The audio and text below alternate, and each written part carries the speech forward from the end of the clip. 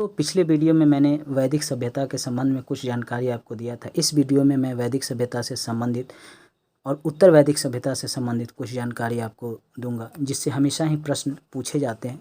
आप लास्ट तक वीडियो को देखिएगा, लाइक सब्सक्राइब शेयर भी कीजिएगा। सब्सक्राइब करने के बाद घंटी भी दबाइएगा और दोस्तों को भी शेयर कीजिएगा। धन्यवाद दोस्तों। ऋग्वेद के समाज के बारे में जानें। ऋग्वैदिक समाज 4 वर्णों में विभाजित था: ब्राह्मण, क्षत्रिय, वैश्य और शूद्र। इसका वर्णन जो है ऋग्वेद के 10वें मंडल के पुरुष सूक्त में किया गया है।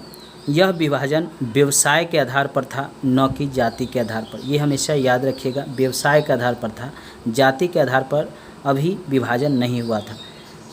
ब्राह्मण को परम पुरुष के मुख से उत्पत्ति माना गया था, क्षत्रियों की उत्पत्ति भुजाओं से, वैश्यों की उत्पत्ति जांघों से और शूद्र की उत्पत्ति परम पुरुष के पैरों से माना गया था। आर्यों का समाज पितृ प्रधान था। हमेशा याद रखिएगा, आर्यों का समाज पितृ प्रधान था, जबकि हड़प्पा काल का समाज मातृ प्रधान था। समाज की सबसे छोटी इकाई जो थी वह परिवार थी, जिसे कुल भी कहा जाता था, जिसका प्रधान पिता होता था, जिसे कुलूप कहा जाता था। हमेशा ही पूछता है कि समाज की सबसे छोटी इकाई ऋग्वैदिक काल में कौन था, तो हमेशा याद रखिएगा परिवार था। स्त्रियां इस काल में पति के साथ यज्ञ में भाग लेती थी। इस काल में स्त्रियां जो है पति के साथ यज्ञ में भाग लेती थी। बाद में उन पर प्रतिबंध लगा दिया गया था। बाल विवाह और पर्दा प्रथा प्रचलित था। हड़प्पा काल में भी पर्दा प्रथा प्रचलित था, वेश्यावृत्ति प्रचलित था, लेकिन बाल विवाह का प्रमाण उस समय नहीं मिलता है। ऋग्वैदिक काल में बाल विवाह प्रचलित था। आज भी राजस्थान के क्षेत्र में बाल विवाह देखने को मिलता है। पर्दा प्रथा आज भी भारत में देखने को मिलता है।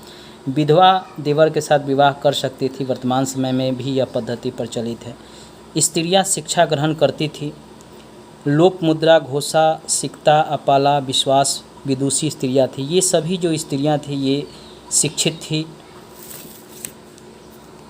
गार्गी ने याज्ञवल्क्य से शास्त्रार्थ किया था। आर्यों का मुख्य पेय पदार्थ सोमरस था, जो वनस्पति से तैयार किया जाता था। आर्य 3 प्रकार के वस्त्रों का उपयोग करते थे: वास, अधिवास और उष्णीय। मनोरंजन के लिए संगीत, रथ दौड़, घोड़ दौड़ और ध्रुत क्रीड़ा करते थे। ये याद रखिएगा कि हड़प्पा काल में घोड़े के बारे में जानकारी था, लेकिन घोड़ा का उपयोग नहीं किया जाता था। घोड़ा का जो है अस्थि पंजर मिला है लोथल से, ये याद रखिएगा। लेकिन घोड़दौड़ और घोड़े के उपयोग सबसे अधिक वैदिक सभ्यता में ही किया गया, वैदिक काल में ही किया गया।